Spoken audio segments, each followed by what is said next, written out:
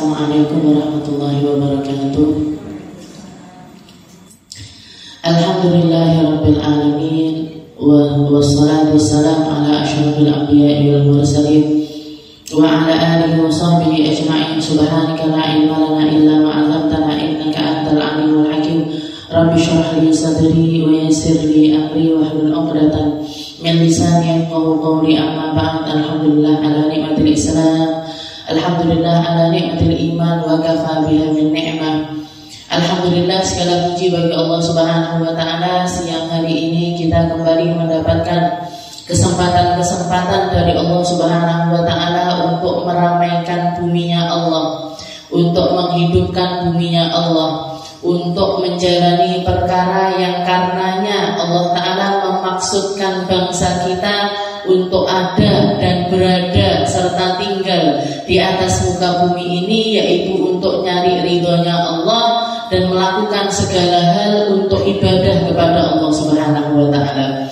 Salawat serta salam kita haturkan kepada junjungan kita, Nabi Muhammad sallallahu alaihi wasallam, yang karena terutusnya beliau kita menjadi hamba-hamba yang faham makna hidup, yang mengerti untuk apa kita hidup dan bagaimana cara kita untuk menjalani kehidupan ini. Semuanya sudah dijelaskan oleh Nabi Muhammad dengan gamblang, semuanya sudah dicontohkan oleh Nabi Muhammad secara jelas. Bahkan sampai di akhir usia beliau, di khutbahnya beliau yang terakhir setelah beliau menyampaikan segalanya, beliau mengarahkan pandangannya ke atas langit serta menunjukkan jarinya ke atas langit sambil mengatakan, ala hal ballaghtu. Jadi Rasulullah mengatakan kepada semua hadirin yang ada di tempat tersebut, bukankah aku telah menyampaikannya? Bukankah aku telah menyampaikannya? Bukankah aku telah menyampaikannya? Maka semua sahabat pada saat itu mengatakan, bala syahidna. Benar ya Rasul, kami yang jadi saksi bahwa engkau telah memperjuangkan segalanya. Engkau telah membawa agama ini dengan segala hal, semua sisi, semua lini, semua kesempatan beliau berikan, beliau curahkan untuk menyampaikan agamanya Allah Subhanahu wa ta'ala. Maka kita perlu bersyukur dan kita bersalawat selalu kepada Nabi Muhammad sallallahu alaihi wasallam, karena beliau panutan kita untuk hidup dan beliau yang kita harapkan syafaatnya di akhirat nanti. Setelah itu kita juga menghaturkan terima kasih sebesar-besarnya kepada guru-guru kita, terkhususnya Buya Yahya dan juga Umi Fairuz. Mungkin Allah Subhanahu wa taala selalu memanjangkan usia beliau, ngasih kesehatan selalu, disenangkan selalu oleh Allah taala hatinya, pikirannya, langkahnya, dikasih semua kesenangan dunia dan kesenangan akhirat, dikasih balasan-balasan yang indah dari Allah Subhanahu wa taala. Karena lafaz jazakumullah, karena lafaz terima kasih terlalu sedikit untuk mengekspresikan segala perjuangan yang beliau tebarkan.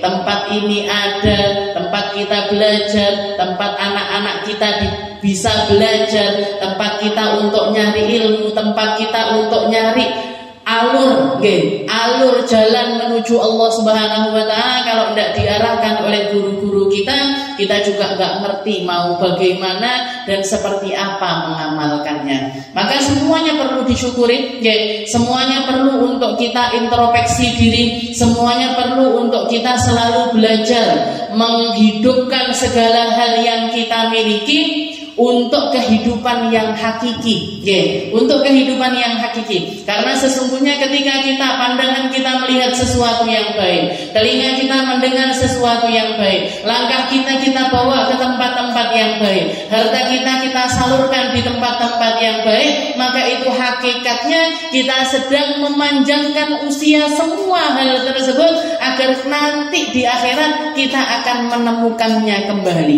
agar nanti di akhirat kita ketemu lagi, ketemu sama baju kita, ketemu sama harta kita, ketemu sama mata, telinga kita, ketemu sama anggota tubuh kita, dan mereka semuanya akan bersaksi di hadapan Allah Subhanahu wa taala bahwasanya mereka semuanya adalah hal-hal titipan-titipan Allah, amanah-amanah Allah yang semuanya kita kembalikan kepada Allah, kita jadikan semuanya itu jembatan menuju kepada keridhoannya Allah Subhanahu wa taala.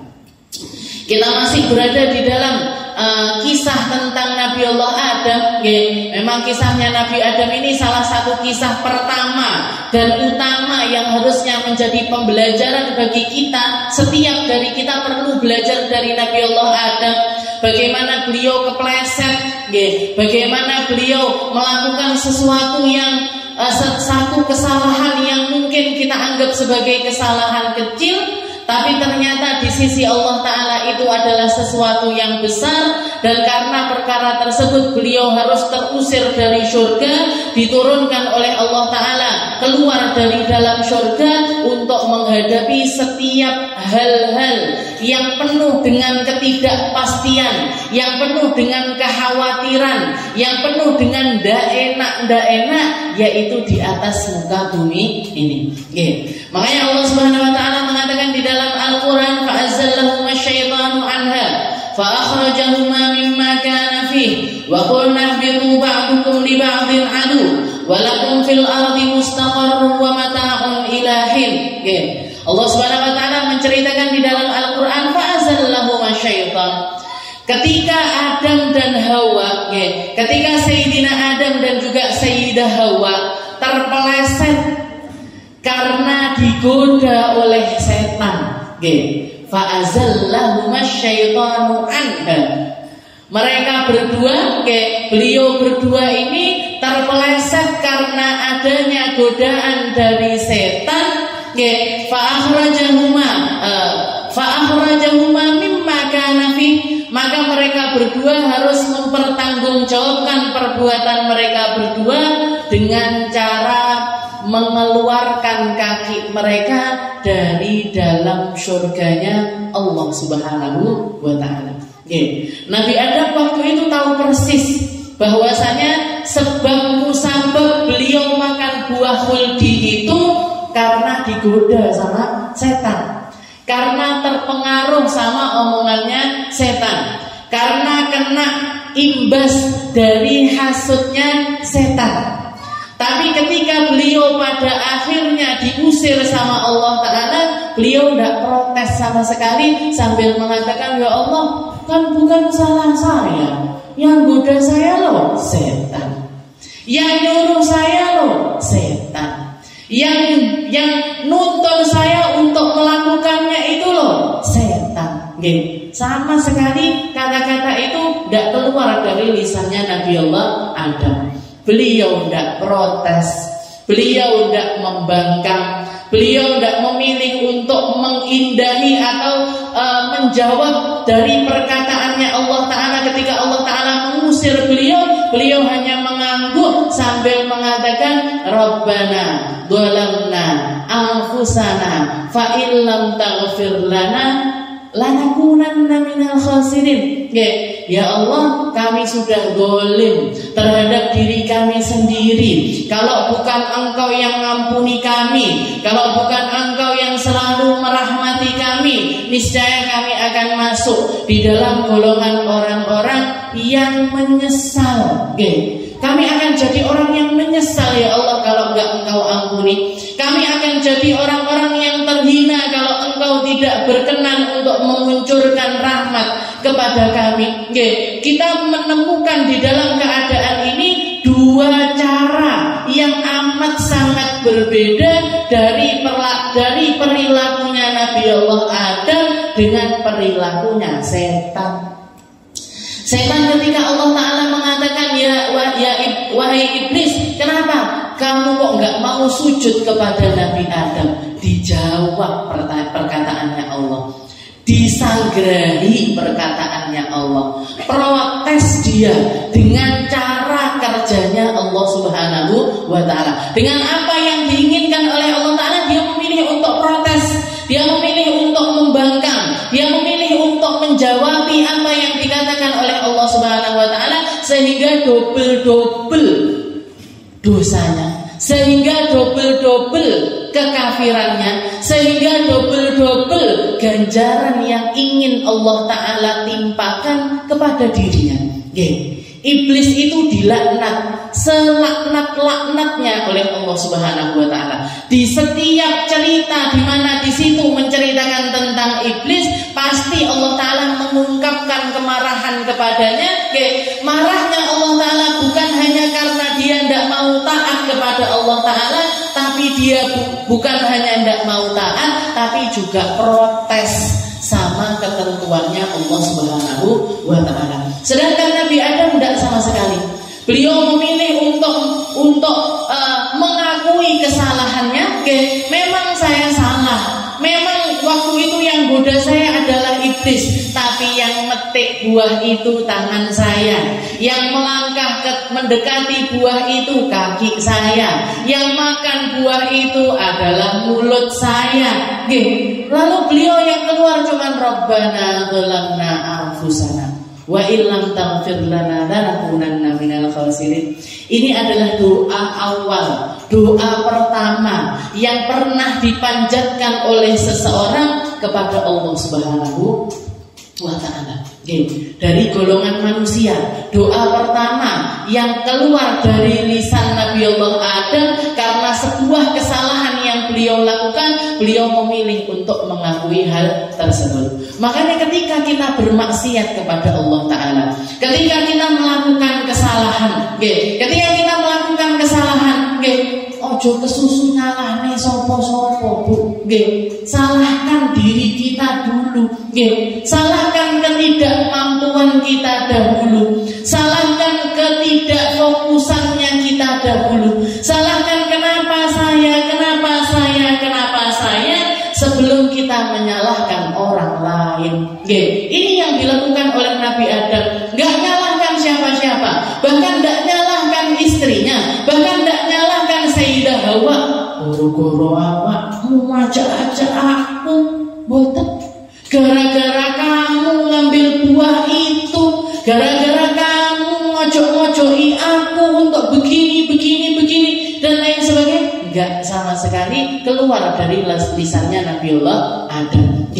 Makanya ketika kita bermuamalah sama manusia, kita berkomunitas, kita berkumpul sama-sama, kita ketemu sama orang, bahkan bukan cuma di luar rumah, di dalam rumah sekalipun, ini kan kejadian semacam ini kan berulang pada kehidupan kita itu hampir setiap hari. Salah ngomong karo bojone, dino iki salah, sesuk salah meneh, sesuk salah, ini salah neng kopi, saiki salah neng gone jangan lodeh, besok eneh salah neng gone beras, besok eneh salah ininya kasinan, ini jemurannya, salah. Maka ketika kita salah semacam itu, nggak perlu berfokus kepada orang lain, fokus saja kepada diri kita sendiri. Ketika kita mengakui itu sebagai sebuah kesalahan, ketika kita mengakui bahwa itu adalah kecerobohan kita, ketika kita mengakui kalau itu adalah sesuatu yang sumbernya dari kita, maka akan lebih mudah bagi kita untuk memperbaikinya. Yang sulit itu kalau orang salah dan merasa kalau dirinya itu nggak salah. Ini yang sulit untuk dibenahi, Bu. Ketika kita jadi orang salah dan tahu persis itu adalah kesalahan, dan tahu persis itu adalah kelemahan kita tinggal memperbaikinya. Kalau perlu minta maaf, kita minta maaf atas hal tersebut. Sesimpel itu, selesai.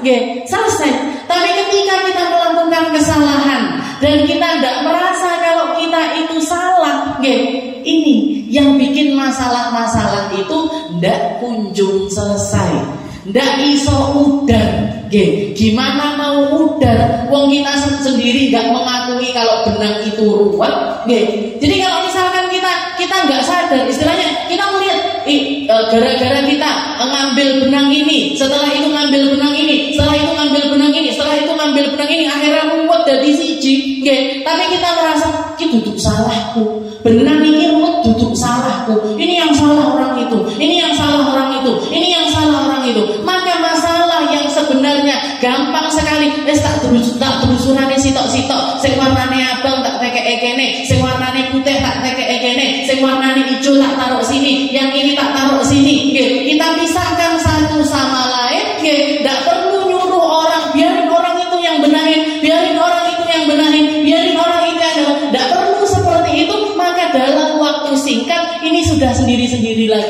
Nggih, yang ini ada di tempatnya, yang merah bareng sama merahnya, yang hijau bareng sama hijaunya, yang putih bareng sama putihnya. Nggih, tidak perlu kita nunggu orang untuk berubah, kita aja yang berubah. Tidak perlu nunggu orang untuk membenahi, kita yang harusnya membenahi. Tidak perlu nunggu orang untuk menyelesaikan masalah kita. Nggih, karena masalah ini datangnya di kita, ada di hadapan kita, maka semampu kita untuk menyelesaikannya segera. Yang punya masalah sama tetangganya, tidak usah nunggu, aku minta maaf dulu, biar dia aja yang minta maaf sama aku. Aku ziarah ke tempatnya orang itu, dia lo begini sama aku, tak tunggu aja, biar dia yang datang kepadamu. Masalah sama suami, tangga aku wae sing minta maaf. Sekali-kali mbok suami yang minta maaf. Ketika kita marah-marah sama anak, marah-marah sama anak kita, setelah itu kita terlalu gengsi karena kita adalah orang tua, sedangkan anak itu adalah anak kecil. Anak-anak kita itu masih usia muda-muda, kita terlalu gengsi untuk minta maaf kepada mereka. Gak pantas orang tua minta maaf sama anak yang harusnya minta maaf kepada orang tua. Itu yang akan membuat masalah ini berlarut-larut, Bu. Ini yang bikin masalah itu tambah ruwet. Karena dengan berjalannya waktu, kalau satu masalah tidak diselesaikan, tidak ada jalan keluarnya, tidak kita clearkan, itu sama aja kita sedang terluka, tidak diobati, akhirnya borok, akhirnya nanahan, akhirnya perih, akhirnya infeksi kemana-mana, dan tidak karu-karuan akhirnya. Jadi kita ini hidup dengan kesalahan. Kita ini memang makanya sampai para dan sebab, kalau kita lihat sebab dari kesalahan yang dilakukan oleh Nabi Adam sama persis dengan sebab yang seringkali kita melakukan kesalahan itu karenanya. Napa niku? Lupa. Nabi Adam itu ketika beliau itu makan buah khuldi, beliau itu dalam keadaan lupa kalau Allah Ta'ala ini melarang beliau dan juga Sayyidah Hawa ini untuk makan buah tersebut. Lupa beliau sama hal tersebut. Sama juga kayak kita seringkali lupa untuk nebar kebaikan di sini. Kita seringkali lupa sing besar-besar. Jenengan lupa garam tak taruh mana ya? Niku kira-kira sedino ping piro? Kalau dek kalau tak kayak kene kok ujung-ujungnya kene. Habis itu telur kayaknya sudah beli deh kemarin, kok sekarang nggak ada. Lupa. Kita seringkali lupa terhadap, dan memang sumiyal insana likathrati nisyani. Para ulama mengatakan manusia itu dalam bahasa Arab itu namanya adalah bahasa Arab insan. Kenapa kok insan itu dikasih nama insan? Likathrati nisyan, karena saking banyaknya lupa. Dan dari lupa-lupa ini yang menimbulkan salah-salah di mana-mana. Lupa kalau ini makruh, lupa kalau ini tidak baik, lupa kalau lagi riba, lupa kalau lagi ngomongin orang, lupa kalau ngambil haknya orang, lupa utang tidak dibayar-bayar, lupa terus. Dan kita ini memang manusia yang lupa. Tapi yang namanya manusia yang baik, yang gimana? Yang seperti dilakukan oleh Nabi Adam. Beliau lupa, setelah itu melakukan kesalahan. Tapi begitu beliau melakukan kesalahan, beliau tahu persis itu adalah kesalahan yang bersumber dari dirinya, yang disalahkan dirinya, yang didolim-dolimkan dirinya, yang dijahat-jahatkan dirinya, yang disalah-salahkan dirinya. Setelah itu apa? Ngaku kalau itu adalah sebuah kesalahan. Setelah itu tinggal minta maaf sama Allah Ta'ala. Rabbana dzalamna anfusana fa illam taghfir lana. Ya Allah, kiranya kalau saya ini tidak ada yang ngampuni, kiranya kalau saya ini yang salah-salah sebanyak ini tidak jenengan gugurkan, kalau kiranya saya yang salah-salah ini tidak jenengan bersihkan, tidak jenengan kasih ampunan-ampunan yang semacam itu, lanakunanna minal khasirin. Wes mesti saya akan jadi golongan orang-orang yang menyesal. Nyesel, Bu. Orang yang bawa tumpukan kesalahan, bawa tumpukan dosa yang tidak selesai, bawa kesalahan entah itu sama manusia atau kepada Allah Subhanahu wa Ta'ala, dan belum diampuni sama Allah Ta'ala. Ini orang-orang yang paling menyesal.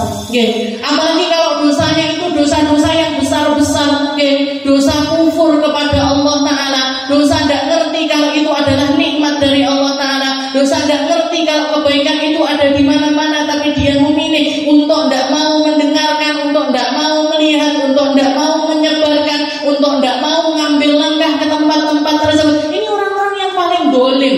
Dolim kepada siapa? Dolim kepada dirinya sendiri.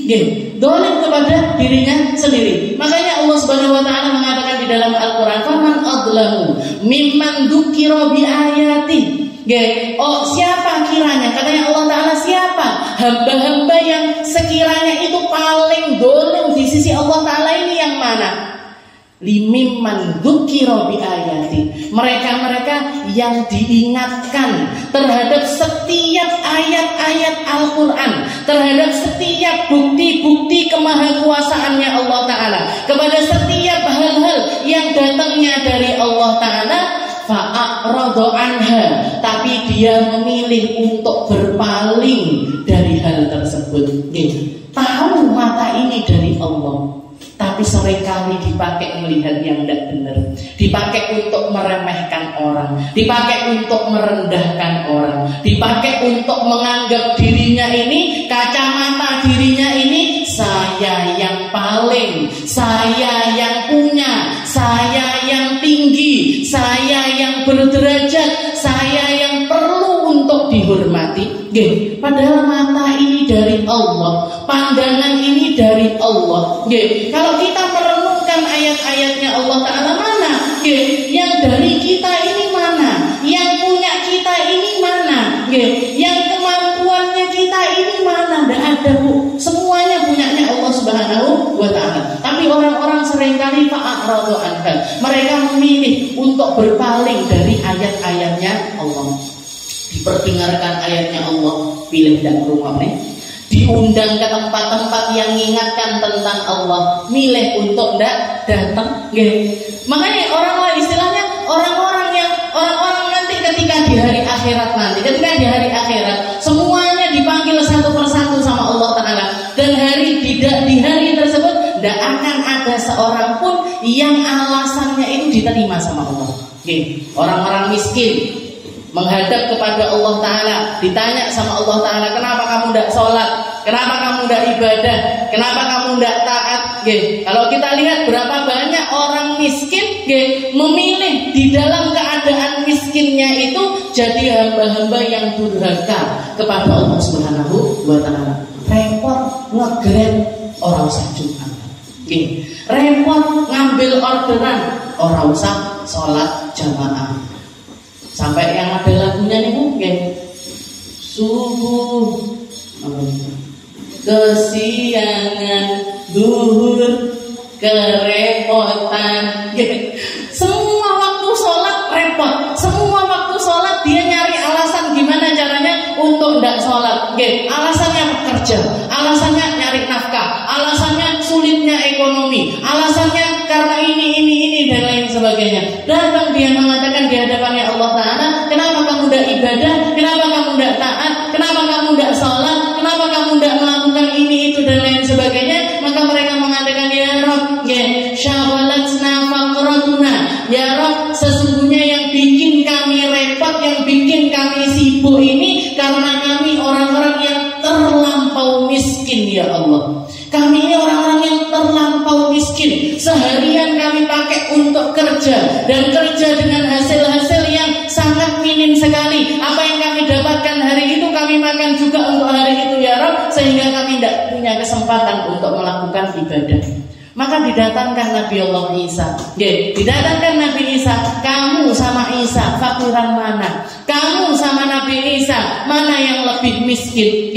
Mana yang lebih miskin? Nabi Isa itu orang paling miskin, Bu. Orang yang paling zuhud setelah Nabi Muhammad SAW itu Nabi Isa. Orang yang paling zuhud, kalau kita ada ranking-rankingnya, manusia paling Nabi Muhammad sallallahu alaihi wasallam. Kedua Nabi Allah Isa. Seumur-umur tidak pernah punya rumah Nabi Isa niku. Seumur-umur tidak pernah menikah beliau, nggak punya apa-apa, nggak punya harta, tinggalnya itu berkelana dari satu hutan ke hutan yang lainnya, dari padang Sahara satu ke padang Sahara yang lainnya. Bahkan sampai diriwayatkan beliau itu seringkali saking nggak punya apa-apa untuk makan, yang beliau ambil adalah rumput-rumput, daun-daunan itu tadi beliau makan. Sampai maaf kotorannya itu sampai keluar semacam kotorannya hewan yang warnanya hijau-hijau. Itu Nabi Allah Isa.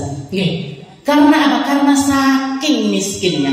Maka Allah Ta'ala mengatakan, wahai Isa, bandingkan antara kamu dengan Isa, mana yang lebih miskin, mana yang lebih fakir. Tapi Isa mampu menjadi orang miskin yang taat kepada Allah Ta'ala, sempat sholat, sempat puasa. Bahkan di dalam janji ikrarnya beliau ketika beliau baru lahir, ketika beliau baru dilahirkan oleh Sayyidah Maryam, dan Allah Ta'ala mengatakan kepada Sayyidah Maryam, wahai Maryam, kalau nanti orang-orang kafir itu, orang-orang Yahudi itu nyelatu kamu atau ngolok-ngolok tentang dirimu, tidak perlu dijawabi, fa'asyarat ilaih, tinggal isyaratkan Isa di hadapan mereka. Fa'asyarat ilaih. Jadi waktu bayi merah Nabi Isa itu masih baru lahir, belum sampai sehari, belum sampai 2 hari, beliau dihadapkan di hadapan semua pendeta-pendeta Yahudi. Beliau mengatakan dengan lisan yang fasih, dengan lisan yang fasih, yang jelas sejelas-jelasnya, yang lantang selantang-lantangnya. Beliau mengatakan di depan orang-orang Yahudi semuanya, inni Abdullah, saya adalah hamba Allah. Atanial kitab, nanti saya akan didatangkan Alkitab kepadamu, didatangkan Injil kepadamu. Atanial kitab wa ja'alani nabiyya, dan Allah Ta'ala akan mengangkat diriku menjadi seorang nabi. Wa ausani bis salati waz zakati ma dumtu hayya, dan aku dikasih wasiat sama Allah Ta'ala untuk sholat sepanjang hidupku, untuk membayar zakat sepanjang hidupku, wa barran biwalidati, dan saya akan menjadi hamba yang taat, yang berbakti kepada ibu saya. Nabi Isa mampu dengan segala ketidakmampuannya secara ekonomi, ahli sholat, ahli puasa, ahli dakwah, ahli khidmah, juga berbakti kepada ibunya, berbakti kepada orang-orang yang ada di sekitarnya. Bahkan beliau menjadi seorang nabi.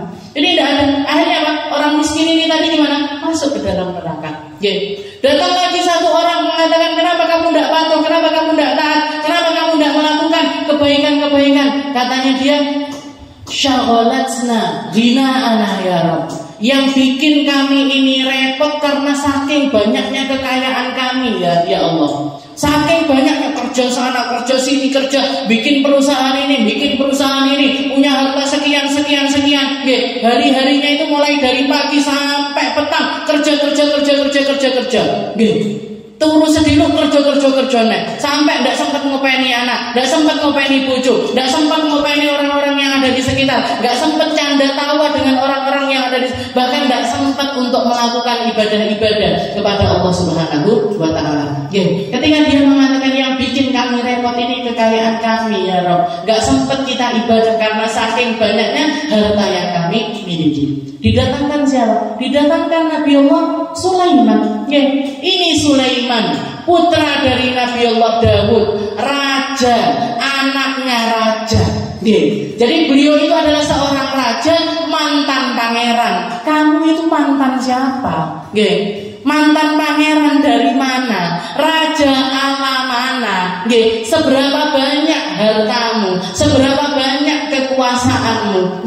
Mana rakyat yang kamu naungi? Dan lain. Ditanya seperti dicecar pertanyaan seperti itu oleh Allah Ta'ala. Berapa? Bandingkan hartamu dengan hartanya Sulaiman, bandingkan rakyatmu dengan rakyatnya Sulaiman, bandingkan kekuasaanmu dengan kekuasaannya Sulaiman. Nabi Sulaiman dengan kerajaannya, dengan segala hal yang beliau miliki, dengan semua kekuasaan yang beliau miliki, bisa jadi ahli sholat, bisa jadi ahli puasa, bisa jadi hamba-hamba yang beriman dan taat di dalam keimanannya kepada Allah Subhanahu wa Ta'ala. Dilemparkan juga ini orang kaya ini masuk ke dalam nerakanya Allah Subhanahu wa Ta'ala. Jadi tidak ada kesempatan. Yang sakit mau kami sakit terus, ya Allah kami ini sepanjang hidup sakit terus. Ini hambaku Ayyub sakit semacam itu, tapi bisa hatinya selalu bersyukur kepada Allah Ta'ala, tapi bisa lisannya selalu berzikir kepada Allah Subhanahu wa Ta'ala. Orang dengan segala keadaannya, dengan segala hal yang dia miliki, kalau memang mau taat dia akan taat. Kalau dia tidak taat, itu karena dia memilih untuk tidak taat. Fa'a'radu anha. Makanya Allah Ta'ala bahasa nih, kalau ngasih bahasa itu, dia memilih untuk berpaling dari Allah Ta'ala. Nasibnya orang-orang semacam ini gimana? Al-yawma nansahum kama nasu liqa yaumihim hadza. Allah Ta'ala mengatakan di akhirat nanti, sebagaimana kamu hidup di atas muka bumi ini lupa sama Allah, lalai terhadap perintah Allah, tidak mau taat kepada Allah Ta'ala, di hari kiamat ganti Allah Ta'ala yang melupakan mereka. Dicabut sama Allah Ta'ala kasihnya, dimasukkan ke tempat yang mengerikan, dimasukkan ke tempat yang penuh dengan ketidaknyamanan, dimasukkan ke dalam tempat yang luar biasa panas, yang apinya membara-bara, yang akan istilahnya melahapnya dalam sekejap waktu, dihidupkan lagi, dimatikan, dihidupkan lagi, dimatikan, dihidup lagi. Kenapa kok bisa seperti itu? Karena Allah Ta'ala memilih untuk melupakan mereka, karena mereka sudah melupakan Allah Ta'ala sepanjang hidup mereka. Nauzubillah min dzalik. Maka di sini dikatakan fa'azallahuma syaitanu anha fa akhrajahuma mimma kana fi. Maka Allah Ta'ala mengusir Nabi Allah Adam, dikeluarkan Nabi Adam. Wa qulna bihi ba'dukum li ba'din adu. Di sini Allah Ta'ala mengatakan Allah Ta'ala mengatakan ihbitu. Turun kalian semua. Di dalam ayat yang lain ihbito. Ihbito itu artinya dua orang. Turunlah kalian berdua, wahai Adam, wahai Hawa, turun kalian berdua ke atas muka bumi ini. Tapi di dalam ayat ini Allah Ta'ala mengatakan qulna bitu. Turun kalian semua. Yang dimaksud sama Allah Ta'ala siapa? Adam, Hawa, setan-setannya. Disuruh turun semuanya ke atas muka bumi ini. Wa qulna bitu ba'dukum li ba'din adu. Dan kalian satu sama lain itu anggaplah kalian berdua ini jadi satu kubu manusia, satu kubunya iblis. Kamu dan iblis ini adalah rival, bukan rival. Kalian berdua ini adalah musuh bebuyutan sampai kapanpun juga. Kamu berdua antara manusia dengan iblis ini ada permusuhan yang abadi, yang selama-lamanya, yang akan dibawa sampai ke akhirat nanti. Jadi Allah Ta'ala qulna bitu ba'dukum li ba'din adu. Kamu berdua ini harus jadi musuh. Manusia sama iblis sama setan itu harus jadi musuh, harus jadi istilahnya harus saling benci, harus saling menjauh, harus saling tidak taat. Ojo sampai sahabatan karo iblis. Jangan sampai malah taatnya sama iblis. Jangan sampai kita berdamai sama iblis. Damai aja lah, kita sudah terlalu lama permusuhan kita. Manusia saklek wis berdamai sama iblis. Kira-kira kita yang manusia yang katut ke neraka apa iblisnya yang katut ke surga? Iso iblisnya katut ke surga?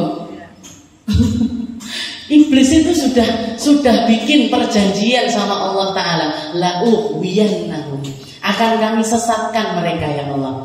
Tak sesatkan sesesat-sesatnya. Dan dituruti sama Allah Ta'ala. Keinginannya iblis itu dituruti. Kamu minta panjang umur, tak panjangkan umurmu. Kamu minta semua fasilitas, tak kasih semua fasilitas.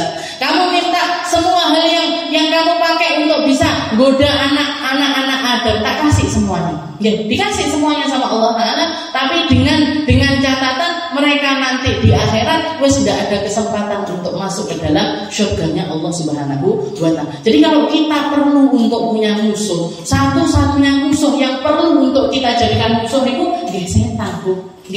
Setan. Ojo malah damai sama setan. Bestilah kita.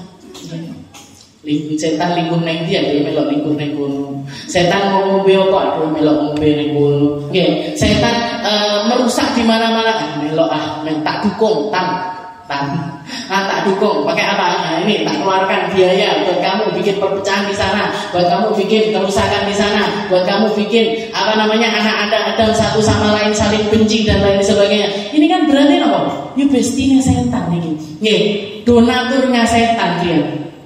Donaturnya setan, ngerahkan semuanya untuk setan, pikirannya dipakai kayak pikirannya setan, mulutnya kayak mulutnya setan, kerjaannya kayak kerjaannya setan, ikut-ikutan menyelewengkan anak-anak Adam, ikut-ikutan menyesatkan anak-anak Adam, ikut bawa perkara-perkara yang menjadi kepuasannya setan. Ya wes, 11-12 sama setan. Padahal ketika Nabi Allah Adam diturunkan, Allah Ta'ala mengatakan ihbitu ba'dukum li ba'din adu. Wahai Adam, wahai Hawa, kamu berdua serta anak cucumu itu adalah musuh bebuyutannya setan.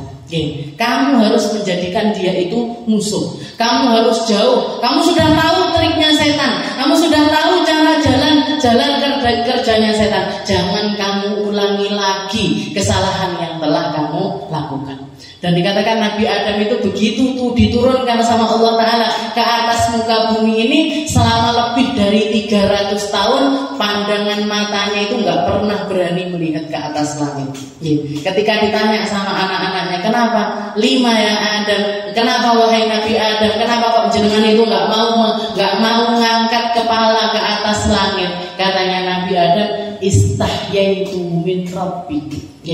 Karena saya malu atas dosa yang pernah saya lakukan di dalam surganya Allah Ta'ala, di hadapan Allah Subhanahu wa Ta'ala. Malu Nabi Adam.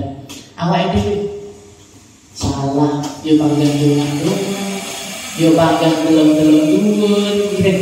pede bahkan sama ini. Kalau orang sekarang kita lihat, makanya guru-guru kita itu ngajarkan pakai semua media untuk berdakwah, pakai semua hal yang kita mampu untuk menyebarkan kebaikan-kebaikan. Kalau orang-orang kafir, kalau orang-orang yang tidak baik, kalau orang-orang yang tersesat itu bangga dengan kesesatan mereka, kenapa kita tidak bangga dengan kebaikan kita? Kenapa kita nggak bangga dengan sholat jamaahnya kita? Kenapa kita tidak bangga dengan majelis-majelisnya kita? Kenapa kita tidak bangga dengan pakaian-pakaian muslimahnya kita? Mereka bangga dengan hal-hal yang semacam itu. Kita harusnya lebih bangga dengan apa yang kita jalani di dalam kebaikan, di dalam kebenaran, di dalam naungan warisan yang diwariskan oleh para nabi-nabinya Allah Subhanahu wa Ta'ala. Jenengan kesyar ndak apa-apa, jenengan ajak orang sebanyak orang. Aku lagi majelis di Al-Bajjah, saya lagi sholat jamaah di masjid ini. Orang mau nilai, amin, sakarepe. Yang penting kita, yang penting antara kita sama Allah Ta'ala. Saya nggak pengen pamer, saya pengen ngajak orang-orang untuk ikut di dalam kebaikan. Saya pengen ikut juga bawa ngasih tahu, ini loh tempat yang baik, ini loh di sini loh ada kebaikan, di sini loh ada orang-orang yang bersama-sama untuk nyari jalan menuju surga. Kalau orang-orang itu bangga mereka punya jalan ke neraka, kenapa kita tidak bangga dengan jalan kita di atas surga? Jenengan share, jenengan tebarkan, jangan kasih tahu aja tahu ini ngaji neng kono, ayo biayanya datang, ayo ikut ngaji di ini virus lagi datang, ayo ikut ngaji di sana ada pondok pesantren ini, di sana ada pondok pesantren, di sana ada kiai ini, di sana ada kiai itu. Tebarkan, dukung. Kalau semuanya bisa kita dukung semuanya. Majelis ini kita dukung, majelis ini kita dukung, majelis pondok ini kita dukung, pondok ini kita dukung. Yang penting pondok sing genah. Jangan pondok yang mengajarkan juga ke dalam kesesatan. Emang ada kak pondok mengajak kesesatan? Akeh Bu. Pondok yang asasnya itu benci sama sahabatnya Nabi Muhammad SAW banyak. Pondok yang asasnya itu benci kepada keluarganya Nabi Muhammad SAW banyak. Kerjaannya nyaci maki Sayyidina Abu Bakar, Sayyidina Umar, Sayyidina Uthman, istri-istrinya Nabi dicemooh dan lain sebagainya. Nah, yang kayak gini tandanya gampang sebenarnya. Kalau jenengan pengen tahu ini saya bener apa ndak, ini kiaiku bener apa ndak, ini pondokku bener apa ndak, ini sekolah Jenengan lihat orang-orang yang ada di tempat tersebut ataupun keluaran dari tempat-tempat tersebut, ini yang tercermin dari mereka ini hal-hal yang indah apa hal-hal yang tidak indah. Sing ngademne ati apa sing marahi ati kemerungsuk. Malah kok saya habis majelis di situ, bapakku ahli neraka, ibuku ahli neraka. Iki tahlilan kok malah nang neraka. Ki yasinan kok malah nang neraka. Ki mulutan kok malah nang neraka. Terus sing nang surga sapa?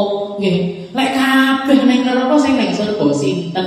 Nggih. Yang kebaikan yang bikin kita adem. Ini yang baik didukung. Ini baik didukung. Ini baik didukung. Seperti itu. Dan tidak ada kata cemooh di dalamnya. Tidak ada nyalahkan orang, tidak ada nyelatu orang, tidak ada menghinakan orang, tidak ada merendahkan orang. Nah, ini tanda-tandanya kalau tempat itu adalah tempat-tempat yang membawa kepada kebaikan dunia akhirat. Jadi Allah Ta'ala mengatakan bitu ba'dukum li ba'din adu walakum fil ardi mustaqarrun wa mata'un ilahin. Setelah itu Allah Ta'ala mengatakan juga kepada Nabi Adam, wahai Adam, sekarang kamu aku turunkan ke atas muka bumi ini, dan di atas muka bumi ini nanti kamu akan menetap, dan ketetapan yang ada di atas muka bumi ini jauh berbeda dengan ketetapan yang ada di dalam surga. Wa mata'un ilahi. Mata itu apa? Kesenangan. Kesenangan yang ada di dalam surga, di atas muka bumi ini tidak seperti di surga. Semuanya serba punya batas waktu. Semuanya serba terbatas. Sehat terbatas, umur terbatas, cantik terbatas, indah terbatas. Semuanya serba terbatas. Ini yang dikasih tahukan atau diberitakan oleh Allah Ta'ala kepada Nabi Allah Adam. Walakum fil ardi, ketika kamu tinggal di atas muka bumi ini, wahai Adam, mustaqar, kamu akan tinggal di dalamnya. Tapi tinggalmu di dalamnya itu semuanya ada masanya.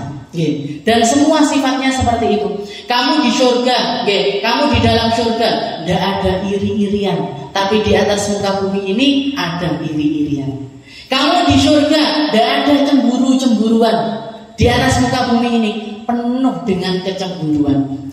Kamu di surga, tidak ada orang dendam-dendaman. Di atas muka bumi ini penuh dendam satu sama lain, kebencian di mana-mana, dan semuanya serba punya waktu.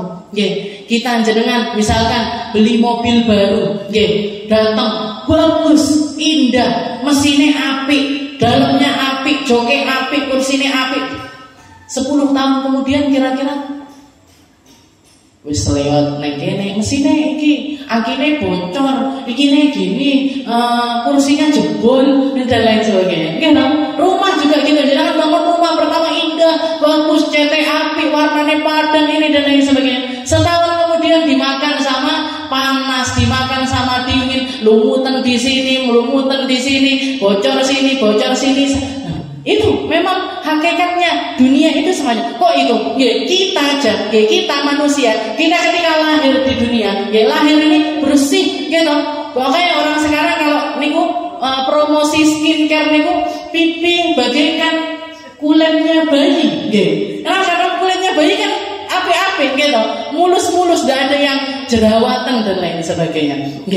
Semuanya lahir itu indah. Semua tambah, habis itu bisa berdiri. Habis itu tambah cantik, tambah cantik, tambah cantik, tambah cantik. Sampai umur berapa? 30 paling duge niku. Habis umur 30 mulai keriput sini, mulai gelodoki. Napa? Pokoknya mulai masalah luar dalam, luarnya tambah menurun, dalamnya juga gitu. Yang dulu biasanya kita melakukan susah anune, saiki alon-alon, ngadege alon-alon, ketinggian, ini dan lain sebagainya, asam urat mulai datang, kolesterol mulai datang, darah tinggi mulai datang dan lain sebagainya. Nah ini kenapa? Karena badan kita ini sesuatu yang duniawi. Mustaqar. Walakum fil ardi mustaqar. Kamu itu tinggal di bumi ini. Kamu sekarang tempat tinggalmu di bumi wahai Adam. Tinggalmu di bumi, tanah airmu, istilahnya kamu punya rumah, kamu berumah-rumah di bumi, kamu tinggal di dalam jasadnya manusia bumi. Tapi semua hal yang sifatnya dunia itu mata'un ilahin. Kesenangannya itu sementara. Kesenangannya itu sementara, keindahannya itu sementara. Makanya katanya para ulama, orang yang paling pintar, orang yang paling berakal, orang yang paling cerdas adalah mereka-mereka yang menjadikan tempat tinggal sementaranya ini untuk nyari ridhonya Allah, sehingga kenikmatan yang sementara ini diubah menjadi kenikmatan yang abadi di dalam surganya Allah Subhanahu wa Ta'ala. Nabi Adam itu ketika turun ke bumi, ketika beliau turun di bumi dipisah sama Allah Ta'ala. Nabi Adamnya di Hind, di India, di negeri Baghdad. Setelah itu Sayyidah Hawanya dilemparkan di Jeddah, dilemparkan di Jeddah. Bertahun-tahun saling mencari, nggak kunjung ketemu, sampai ada 1 tahun di mana Allah Subhanahu Wa Taala memerintahkan kepada mereka berdua untuk melaksanakan ibadah haji. Haji ketemunya pas haji, karena ada di satu tempat, yaitu di Padang Arafah. Di Padang Arafah ketemu, tepatnya sekarang itu dijadikan monumen di atas gunung yang namanya Jabal Rahmah. Di situ Nabi Adam bertemu dengan Sayyidah Hawa setelah pencarian berpuluh-puluh tahun. Berpisah menungsone mek loro di atas muka bumi yang begitu luasnya, karena Allah Ta'ala memang menginginkan keduanya untuk introspeksi diri, satu sama lain merenungkan satu kesalahan. Salahnya mek siji lho, Bu. Bukan bunuh-bunuhan, bukan berzina, bukan minum khamr, bukan ngomong kotor, bukan merendahkan orang lain, bukan. Tapi cuman sekedar makan satu buah yang dilarang sama Allah Ta'ala. Sama Allah Ta'ala suruh introspeksi diri sekian lamanya, dipisah.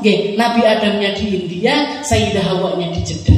Baru di tahun ketika mereka berdua diperintahkan oleh Allah Ta'ala untuk melaksanakan ibadah haji, dipertemukan kembali. Baru setelah itu beliau punya anak cucu dan lain sebagainya. Ketemunya di Jabal Rahmah, ketemunya di Arafah.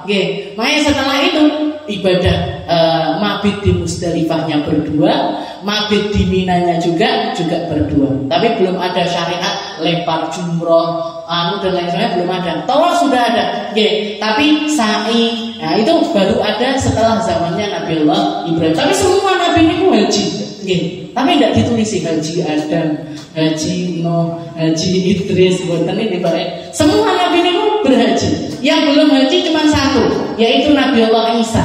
Tapi nanti beliau setelah diturunkan kembali oleh Allah Ta'ala, akhirnya juga berangkat haji. Salah satu rombongannya yang pasti yang dibawa oleh Nabiullah Isa itu adalah para Ashabul Kahfi, 7 orang pemuda yang sampai sekarang ini ditidurkan sama Allah Ta'ala di dalam gua. Mereka pernah tidur selama 360-an tahun, 300 sekian puluh tahun. Setelah itu dibangkitkan sebentar, setelah itu ditidurkan lagi sama Allah Ta'ala. Para ulama selisih, apa mereka itu mati atau tidur? Ada yang mengatakan mereka wafat, tapi yang paling rojih atau yang paling kuat adalah mereka ditidurkan kembali oleh Allah Ta'ala untuk nanti dibangkitkan ketika zamannya Nabiullah Isa, dan mereka akan berangkat bersama-sama menuju ke Mekah. Bukan cuma ke Mekah saja, tapi juga ke Madinah berziarah kepada Nabi kita Nabi Muhammad SAW. Jadi ziarah ke Nabi Muhammad, setelah itu berangkat haji, akhirnya ya jadi Pak Haji. Pak Haji Nabi Isa, Haji Isa, Nabi Ibrahim, Haji Ibrahim, Nabi Ismail, Haji Ismail, kabeh haji, seperti itu. Jadi Allah Subhanahu wa Ta'ala mengajarkan kepada kita di dalam hal ini, walakum fil ardi mustaqarrun wa mata'un ilahi. Wahai Adam, tempat tinggalmu sekarang itu ada di atas muka bumi ini. Pergunakan waktumu di atas muka bumi ini untuk nyari bekal-bekal akhirat, sehingga kamu akan tergolong di dalam golongan manusia-manusia yang selamat. Jadi ini yang perlu kita. Nabi Muhammad SAW pernah mengajarkan kepada Nabi Sayyidina Abu Bakar. Sayyidina Abu Bakar ketika nanya sama Nabi Muhammad, ya Rasul, kasih saya satu doa, kasih saya satu doa yang bisa saya amalkan setiap kali selesai sholat. Maka Nabi Muhammad mengatakan, katakan, "Qul ya Abu Bakrin." Qul, katakan wahai Abu Bakar, "Allahumma inni golantu nafsi gulman kabiran kabiran." Jadi doanya yang diajarkan sama Nabi Muhammad, katakan wahai Abu Bakar, ya Allah, saya ini adalah seorang hamba yang senantiasa melakukan satu kezaliman ditumpuk dengan kezaliman yang lainnya, satu kesalahan ditumpuk dengan kesalahan yang lainnya, satu dosa ditumpuk dengan dosa yang lainnya. Fa illam taghfir lana lanakunanna minal khasirin. Kalau tidak diampuni sama Allah Ta'ala, mesti akan masuk di dalam golongan hamba-hamba yang dibinasakan sama Allah Ta'ala, yang dikutuk sama Allah Ta'ala, yang dijauhkan dari surganya Allah Ta'ala, yang akan menyesal semenyesal-menyesalnya di akhirat nanti. Semoga kita semuanya masuk di dalam golongan hamba-hamba yang ngerti tentang dosa kita, paham akan dosa kita, tahu caranya mentaubati dosa kita, tahu caranya untuk minta ampun sama Allah Ta'ala, dikasih hidayah untuk taubat, dikasih hidayah untuk merenungi kesalahan, dikasih hidayah untuk menebus kesalahan itu, diganti sama Allah Ta'ala kesalahan-kesalahan kita dengan kebaikan-kebaikan, sehingga kita mati tidak membawa dosa, kita mati bersih sebersih-bersihnya, kita mati dalam keadaan yang indah, kita mati di dalam naungan rahmatnya Allah Subhanahu wa Ta'ala. Dan semoga Allah Subhanahu wa Ta'ala memberikan hidayah ini bukan cuma untuk diri kita, tapi juga untuk anak kita, untuk cucu kita, untuk suami kita, untuk keluarga kita, untuk tetangga kita, untuk semua orang yang kita sayangi, semuanya masuk di dalam golongan hamba-hamba yang penuh dengan rahmatnya Allah Ta'ala, yang selalu ada di dalam ampunannya Allah Subhanahu wa Ta'ala. Ala hadhihi niyyah wa la niyatin salihah wa ila hadratin Nabi Muhammad sallallahu alaihi wasallam bisirril Fatihah.